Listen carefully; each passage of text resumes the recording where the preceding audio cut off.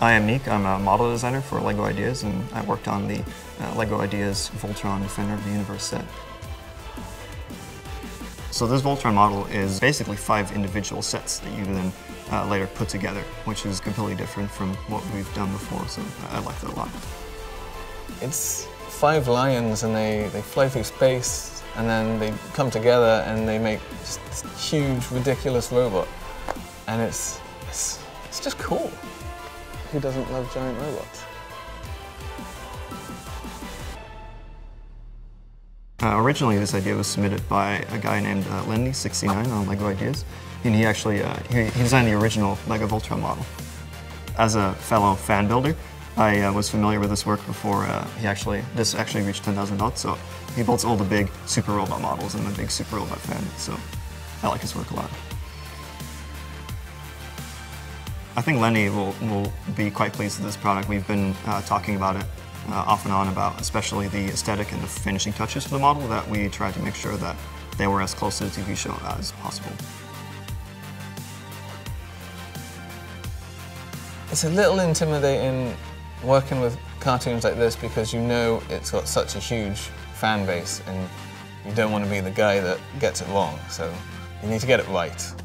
Part of the starting up process for this model was making sure that we could make something this size, make sure the mechanisms work and make sure all the individual pieces work individually as well as part of the bigger robot. It's over 1.5 kilos of Lego resting on 2 legs, so that's a bit scary. I needed to find a way to connect the upper leg to the lower leg of Voltron in a way that allows us to easily pop it off, as well as strong enough to hold the weight of the full model. In order to create that, I combined 2 different Lego connections that each have their own strengths and weaknesses that kind of work towards each other, and that way I managed to create a joint that's both very strong from a pulling point of view and from a rotating point of view. The collaboration with Nick was good because I would try and get familiar again with the cartoon, any excuse to watch the cartoons. We were originally planned to graphic the face and the chest, and then as the model progressed, then a lot of the elements were brick built, so we ended up needed to do that, which is fine because it looks better.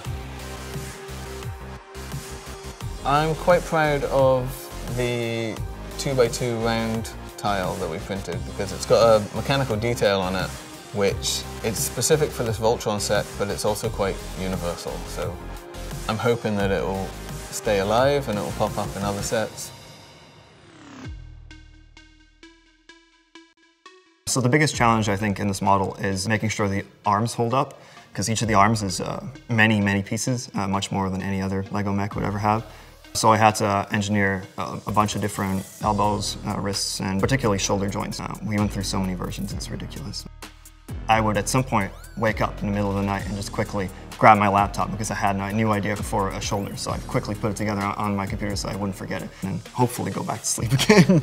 This project's been it's been very exciting for me to work on. I like it a lot.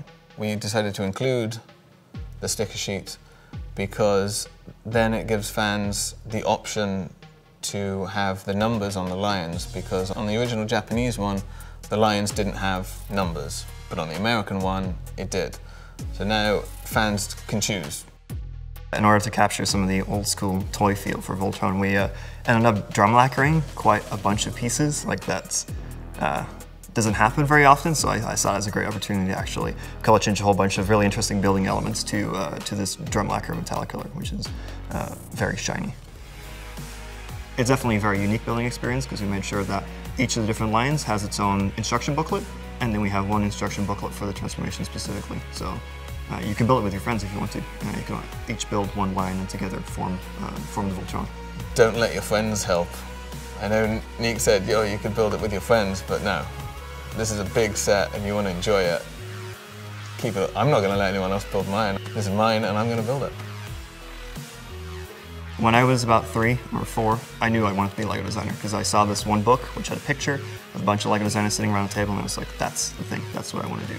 So from that point on, I kind of planned my education and my future, and I studied industrial design and got an internship here. Then after that was done, I got hired here as a designer at LEGO. My advice for anyone who would want to be a graphic designer for LEGO is to just keep making artwork that you love and are super passionate about, because that's what shows when you apply for a job here or in anything. As a person who came here from always wanting to be here, there's only really one piece of advice I can give, and that is believe in yourself. Never give up. If there's an obstacle, you bust through it. Do anything you can. Is that good? Is that right? That felt right. So when I was a kid, I tried to build my own Voltron with just bricks, no complicated Technic parts that's available now.